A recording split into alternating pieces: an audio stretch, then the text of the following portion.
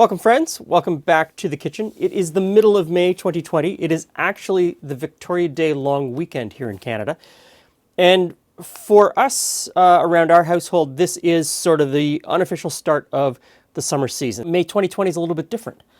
So my plan had been to use this weekend as the official kickoff of doing a whole bunch of grilling recipes and barbecue recipes to get people in the mood for what's coming this summer. But apparently, I think for a lot of us, this summer is going to be a little weird.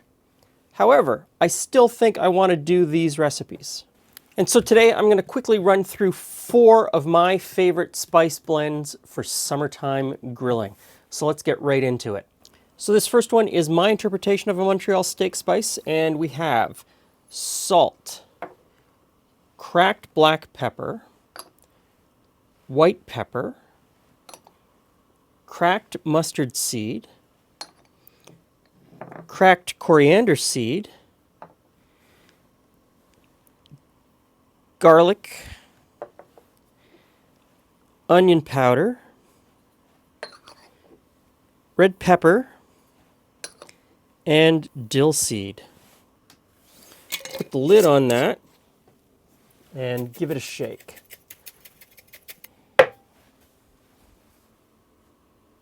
So this next one is a cinnamon steak rub. So we're going to start out with cinnamon, of course, touch of sugar, ground cumin, ground allspice, ground cloves, ground ginger, salt, and garlic powder.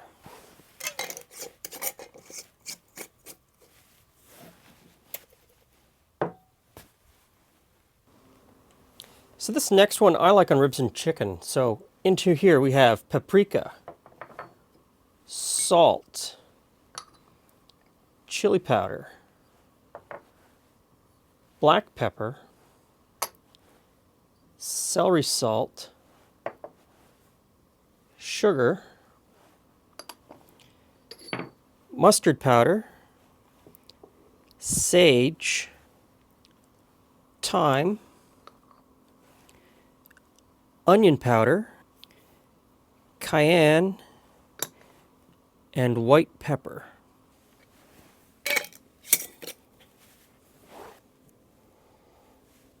Now this last one has a lot more ingredients, but I think it's well worth it. So we're going to start out with some coarse salt and some brown sugar. Get in there. There we go.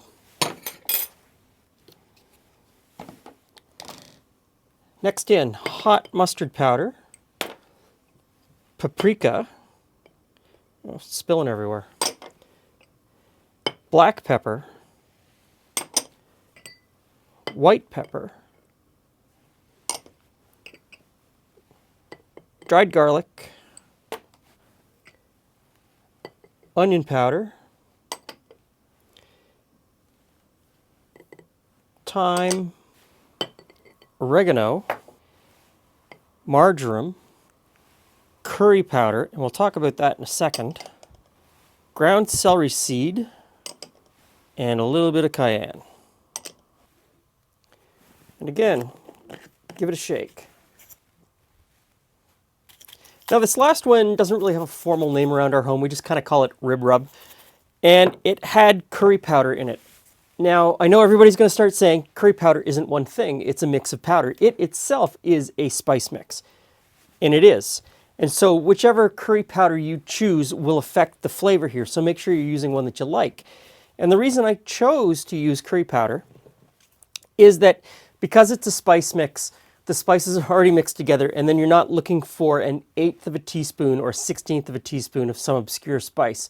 It's probably in the curry powder, or the curry powder brings enough flavor that you're not going to miss that one part. That's why I use it in here.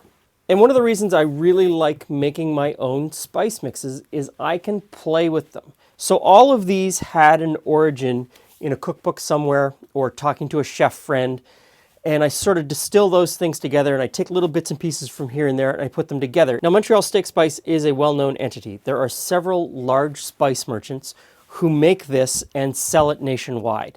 And so a lot of people have a very narrow definition of what it should be. But you go to Montreal, and a lot of restaurants will sort of play with it, and they'll do it differently, and you'll get a very wide range of flavors. And so this is one of the reasons I like to make these spice blends at home, is because I can play with it. I can take something like a Montreal Steak Spice, and I can amp up some flavors and detract some other ones and make it exactly the way I want it. I can change the salt levels. You could add or not add MSG if you wanted to. I encourage you to take these as a starting point and play with them. Make a small amount, the amount that you would use probably in a couple of months, and then come back to it with notes and say, I think I'm going to take this out, or I think I'm going to dial this back. Hopefully everybody will get out this summer and do some barbecuing, and hopefully we'll be able to get out and barbecue with our friends. So, thanks for stopping by. See you again soon.